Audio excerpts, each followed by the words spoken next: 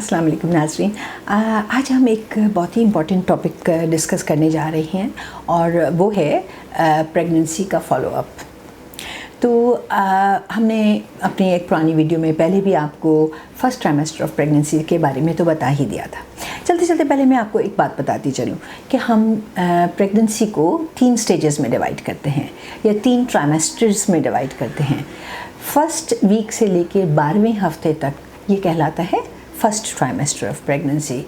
उसके बाद 13 वीक से तकरीबन 24-25 वीक्स तक ये कहलाता है सेकंड ट्राइमेस्टर ऑफ प्रेगनेंसी, और 25 वीक से ऑनवर्ड डिलीवरी तक ये कहलाता है third trimester of pregnancy. Her trimester में मुख्तलिफ बॉडी के अंदर चेंजेस आ रही होती हैं, मुख्तलिफ सिम्टम्स होते हैं और उसकी केयर के मुख्तलिफ तरीके होते हैं।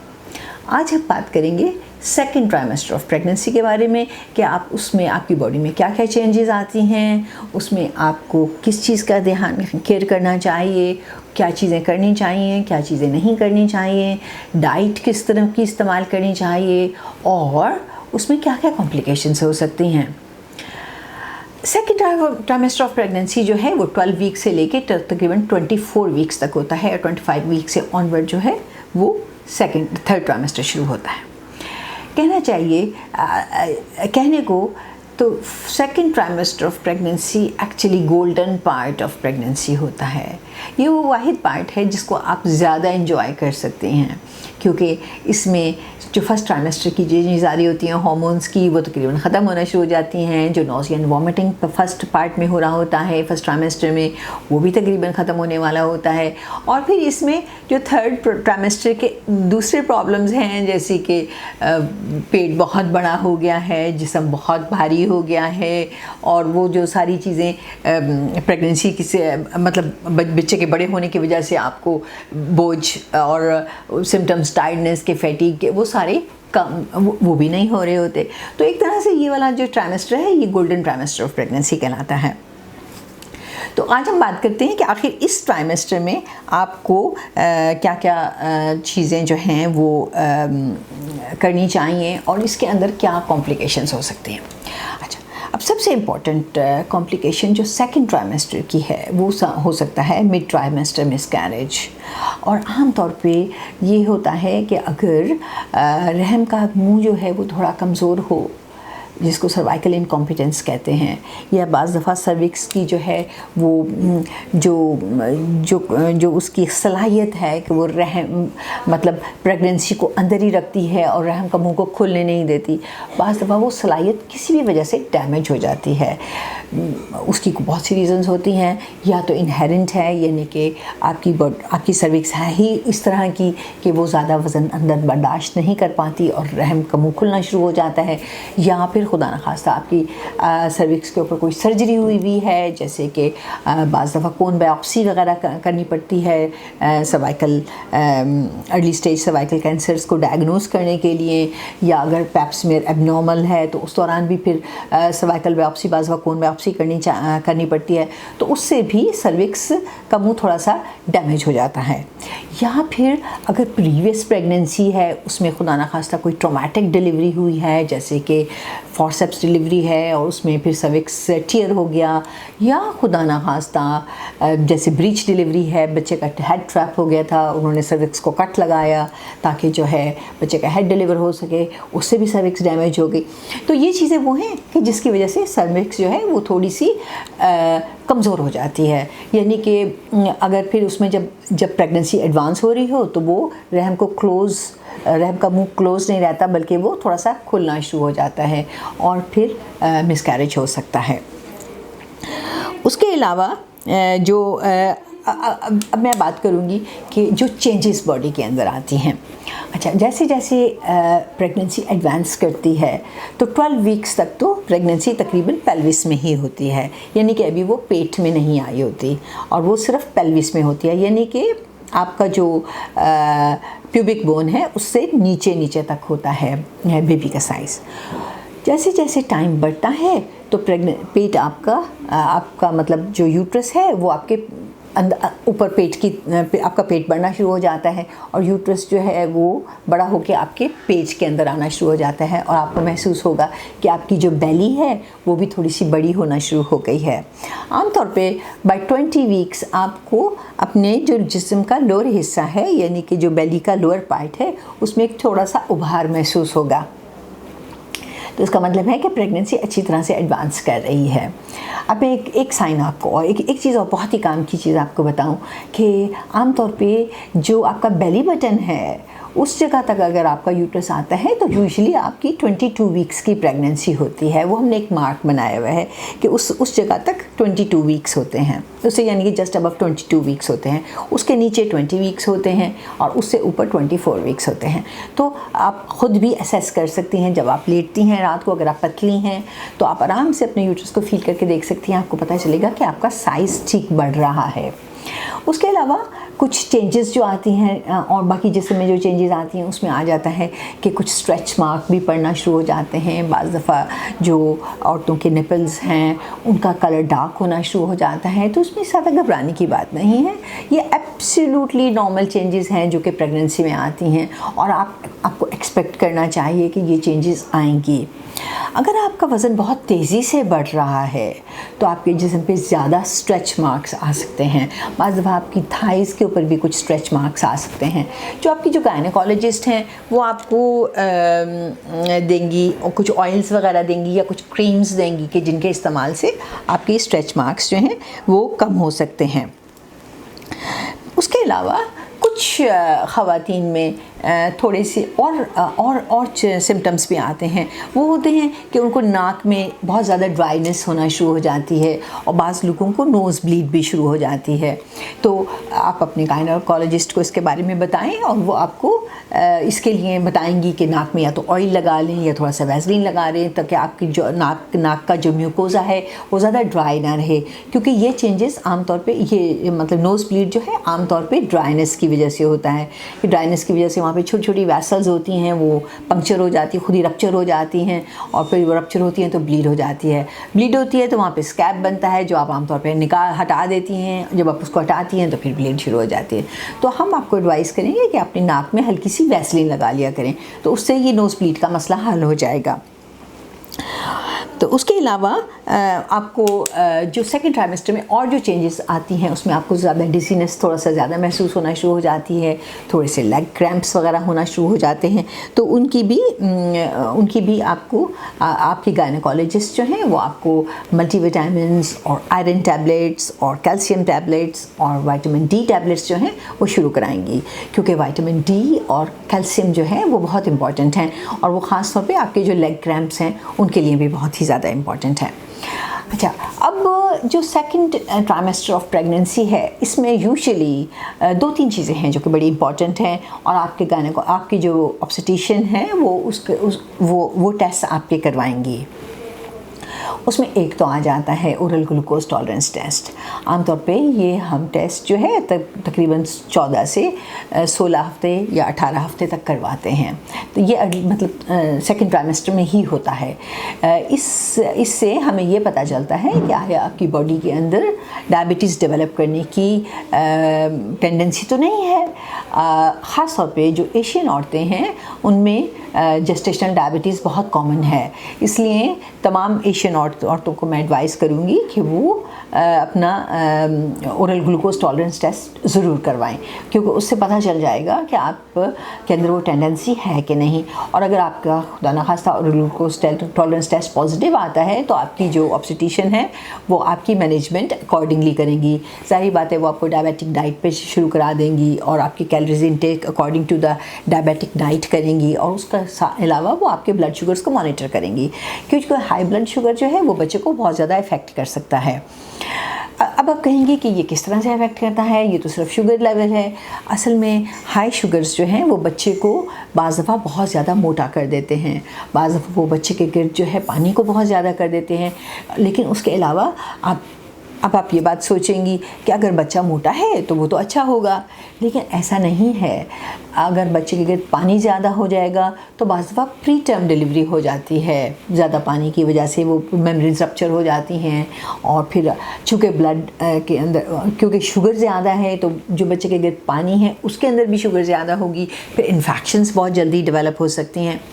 उसके अलावा बाज़ दफ़ा बच्चा जो है वो एबनॉर्मली ज़्यादा वेट गेन कर लेता है। वो अपना जो सारा वेट है वो अपने शोल्डर्स के ऊपर ले आता है, उसका पेट और शोल्डर ज़्यादा मोटे हो जाते हैं as compare to the head. और बस बाज़ दफ़ा जब डिलीवरी हो रही होती है तो क्या होता है कि हेड तो डिलीवर हो जाता है, लेकिन बाद में शोल्डर्स फंस जाते हैं। इसको शोल्डर डिस्टोशिया कहते हैं, और ये काफ़ी ख़तरनाक सिचुएशन है। तो ये चीज़ें तो वो हो गई जो कि हाई शुगर की वजह से हो सकती हैं। तो मैंने बताया कि जैसे कि मैंने बताया कि आपकी जो ऑब्स्टेट्रिशियन है वो आपके ब्लड शुगर्स को चेक करने का इंतज़ाम करेंगी। ये हम सेकंड ट्राइमेस्टर में करते हैं। उसके अलावा एक और बहुत इंपॉर्टेंट चीज़ जो हम सेकंड ट्राइमेस्टर में एडवाइस करते हैं वो होता है एनामली स्कैन। आमतौर पे तकरीबन 20 हफ्ते पे आपको आपके ऑब्स्टेट्रिशियन जो हैं वो एडवाइस करेंगे कि आप अपना एनामली स्कैन करवाएं। इस एनामली स्कैन में होता ये है कि जो अल्ट्रासोनोग्राफर्स हैं या अल्ट्रासोनोलॉजिस्ट जो हैं वो बच्चे की तमाम चीज़ें बहुत डिटेल से देखते हैं, जिसमें उनका हेड आ जाता है, बच्चे का हेड, उसके अंदर ब्रेन के जो पार्ट्स हैं, मुख्तलिफ पार्ट्स उनको देखना, उसके अलावा उसकी आँख, नाक, तलवा, lips, palate, oesophagus, trachea, lungs, heart के 4 चैम्बर्स, सारी बोन्स, लॉन्ग बोन्स, हाथ, डिजिट्स, ये सारी चीज़ें वो चेक करेंगे, फिंगर्स, टांगें वगैरह सारा कुछ चेक करेंगे। तो ये कहलाता है एनोमली स्कैन, और आमतौर पे ये 18 से 22 से 23 हफ्ते तक एडवाइजेबल है। ज़्यादातर लोग इसको 20 हफ्ते पर करवाते हैं। उसके अलावा अब मैं आपको बताऊंगी कि वो जो चीज़ें जो कि आप सेकंड ट्राइमेस्टर में डेवलप हो सकती हैं और वो थोड़ी सी कॉम्प्लिकेशंस के साथ हो सकते हैं। उसमें एक चीज़ जो आ जाती है वो होता है अर्ली ऑनसेट IUGR। इसका मतलब ये है कि यानी कि बच्चा शुरू से ही थोड़ा सा कम ग्रोथ कर रहा है, तो वो उसको आपकी ऑब्स्टेट्रिशियन जो है यानी कि आपकी डॉक्टर जो है वो खुद ही उसको मैनेज करेंगी। उसके अलावा जो और एक बहुत और इम्पॉर्टेंट चीज़ है जो मैं आपको इस वक्त बताऊंगी वो है कि सेकंड ट्राइमेस्टर में चूँकि रहम बड़ा होना शुरू हो गया है और वो पेल्विक ऑर्गन की बजाय अब एब्डोमिनल ऑर्गन बन गया है, तो क्या होता है कि उसकी कुछ लिगामेंट्स होती हैं, उनके ऊपर स्ट्रेच पड़ना शुरू हो जाता है, जिसकी वजह से एक्स एंड पेन शुरू हो जाते हैं। तो आमतौर पे ये बड़ी ही कॉमन कंप्लेंट है जो पेशेंट्स करते हैं, कहते हैं कि मेरे पेट में दर्द है या lower part of the belly में थोड़ा सा उनको दर्द महसूस होता है। बाज़ दफ़ा कुछ औरतों को प्यूबिक सिम्फिसिस पे भी दर्द होता है। तो ये सारा लिगामेंट पेन्स होते हैं, लिगामेंट एक्स एंड पेन्स होते हैं जो कि स्ट्रेचिंग ऑफ द लिगामेंट्स की वजह से पड़ रहे होते हैं। और बाज़ दफ़ा चूँकि हार्मोनल चेंजेस बॉडी के अंदर आ रही होती हैं तो कुछ लिगामेंट्स जो हैं वो थोड़ी सॉफन हो जाती हैं और वो जब खिंचती हैं तो उनमें दर्द महसूस होता है। और चूँकि यूट्रस का साइज़ बड़ा हो रहा है तो वो आपके लिए थोड़ा सा अनयूजुअल होता है कि आपको महसूस होता है कि कंटिन्यूसली कोई पेन है, मतलब कोई चीज़ है जो कि मतलब बड़ी हो रही है, तो आपका जो रेक्टस मसल्स हैं उसके ऊपर भी स्ट्रेच पड़ता है। उसकी वजह से बाज़ लोगों को थोड़ा सा ये जो रिब्स के नीचे का एरिया है बाज़ दफ़ा उनको इसमें भी हल्का सा पेन महसूस होता है। तो ये तो हो गया एक्स एंड पेन्स। अच्छा, उसके बाद जो एक दो जो इम्पॉर्टेंट चीज़ें हैं कि जो आपकी जो काफ़ी कॉमन होती हैं वो है रिकरेंट UTI, यानी कि इन्फेक्शन होना, पेशाब की इन्फेक्शन होना, ये काफ़ी कॉमन है सेकंड ट्राइमेस्टर में भी। उसके अलावा मैं आपको बताऊंगी कि आपको क्या क्या चीज़ें प्रेगनेंसी के दौरान जो है खानी चाहिए, मतलब सेकंड ट्राइमेस्टर में लेनी चाहिए, और क्या क्या चीज़ें अवॉइड करनी चाहिए। यूजुअली आपकी जो ऑब्स्टेट्रिशियन हैं या आपकी डॉक्टर हैं जो भी आपकी प्रेगनेंसी का ख्याल कर रही हैं वो आपको 12 हफ्ते से ऑनवर्ड ही मल्टीविटामिन और आयरन की टैबलेट्स और कैल्शियम की टैबलेट्स, विटामिन D की टैबलेट्स ये शुरू करा देंगी। कैल्शियम, विटामिन D और आयरन, ये 3 चीज़ें ऐसी हैं कि کہ جن کو بہت ریگولرلی آپ نے لینا ہوتا ہے، وہ اس وجہ سے کہ آپ کی باڈی میں اس کی ریکوائرمنٹ بڑھ جاتی ہے۔ اچھا، اس کے علاوہ آپ کی باڈی میں تھوڑی سی ڈائٹری ریکوائرمنٹ بھی بڑھتی ہے، تو اس کے بارے میں تو میں آپ کو یہ بتاؤں گی کہ تقریباً آپ کی باڈی کو 300 کیلریز ڈائٹ جو ہے وہ ایکسٹرا لینی ہوتی ہے، کیونکہ جب بچہ بڑھوار میں پڑتا ہے یا بڑھ رہا ہوتا ہے یا بن رہا ہوتا ہے تو اس کو تقریباً 300 کیلریز ایکسٹرا چاہیے ہوتی ہیں۔ تو آپ اپنی ڈائٹ میں تقریباً اگر آپ 1200 کیلری کی ڈائٹ لیتی ہیں تو آپ اس کو 1500 کیلری کی کر دیں، اگر آپ 1600 کیلری کی لیتی ہیں تو آپ اس کو 1900 یا 2000 کی کر دیں۔ تو اس طرح سے آپ کی جو ڈائٹری ریکوائرمنٹ ہے وہ پوری ہوتی رہے گی۔ زیادہ تر آپ کو چاہیے کہ دودھ، دہی، گوشت، سبزیاں، فروٹس استعمال کریں۔ جب آپ سبزیاں استعمال کر رہے ہوں، یعنی کہ آپ سیلڈز استعمال کر رہے ہوں، تو آپ کو چاہیے کہ سیلڈ کو بہت اچھی طرح سے دھو کے استعمال کریں۔ سبزیاں ہوتی ہیں ان پہ عام طور پہ کیٹ کا لٹر یا ڈاگ کا لٹر لگا ہو سکتا ہے، اور ڈاگ کے لٹر اور کیٹ کے لٹر کے اندر ٹاکسوپلازما کے جرمز ہوتے ہیں۔ تو یہ وہ بیماریاں ہیں جو کہ آپ کے بیبی کو ایبنارملٹی دے سکتی ہیں، خاص طور پہ ٹاکسوپلازموسس جو ہے وہ اس کی وجہ سے بچے کے اندر ملٹیپل کنجینٹل ایبنارملٹیز ہو سکتی ہیں، جس میں سے ایک بہت کامن ہے کیٹریکٹ کا ہونا یا پھر بہرا پن کا ہونا، یہ چیزیں۔ تو آپ اپنی سیلڈ کو بہت اچھی طرح سے استعمال کریں، اور جب آپ سیلڈ دھو لیں اس کے بعد اپنے ہاتھ بہت اچھی طرح سے واش کر کے پھر کھانا کھائیں۔ اسی طرح سے میں یہ بھی کہوں گی کہ جو کیٹس یا جو پیٹس ہیں ان کو زیادہ زیادہ ان کو ہاتھ وغیرہ نہ لگائیں، کیونکہ ان کا جو لٹر ہے وہ ان کے بعض دفعہ باڈی پہ بھی لگ چکا ہوتا ہے، چونکہ نظر نہیں آتا، تو جرمز جو ہوتے ہیں وہ آپ کے ہاتھوں کے تھرو آپ کے کھانے میں یا آپ کے کپڑوں پہ ٹرانسمٹ ہو جاتے ہیں، اور بعض دفعہ آپ کے ہاتھ اگر انہی کپڑوں پہ لگے ہیں اور آپ نے کھانا کھا لیا تو آپ کے منہ میں بھی جا سکتے ہیں۔ تو یہ میں ایڈوائز کروں گی کہ آپ اس چیز کا تھوڑا سا دھیان رکھیں۔ اس کے علاوہ جو چند چیزیں میں ایڈوائز کروں گی کہ وہ آپ نہ کھائیں سیکنڈ ٹرائمیسٹر میں، تو وہ ہے را ایگ سے مراد ہے کچا انڈا۔ کچا انڈا جو ہے اس کے اندر بعض دفعہ ٹائیفائڈ کے جرمز بھی ہوتے ہیں، جس کی وجہ سے آپ کو بہت سی ٹائیفائڈ ہو سکتا ہے، اور ظاہری بات ہے سیکنڈ ٹرائمیسٹر میں بچہ بن رہا ہوتا ہے، آپ اگر بیمار ہو جاتی ہیں، ہائی ٹیمپریچر جو ہے وہ بچے کے لیے ٹھیک نہیں ہے، پھر اینٹی بایوٹکس آپ کو دینی پڑیں گی، وہ بھی ٹھیک نہیں ہوتی ہیں۔ تو اسی لیے میں یہ ایڈوائز کروں گی کہ را فش، را میٹ اور را ایگ، ان چیزوں کو مت استعمال کریں۔ را میٹ سے اب آپ پوچھیں گی کہ را میٹ کیسے کوئی کھا سکتا ہے؟ تو ایکچولی جب آپ باربیکیو بنواتی ہیں یا اگر آپ بازار سے کھانا کھاتی ہیں تو ہوتا کیا ہے کہ بعض دفعہ جو میٹ وہ آپ کو دیتے ہیں یا جو تکے بنے ہوئے ہیں یا کباب جو بنے ہیں وہ زیادہ اچھی طرح سے کوکڈ نہیں ہوتے، اور ان کا اندرونی پارٹ جو ہے وہ پراپرلی کوک نہیں ہوا تھا، تو اس کے اندر بہت سے جرمز ہو سکتے ہیں جس کی وجہ سے آپ بیمار ہو سکتے ہیں۔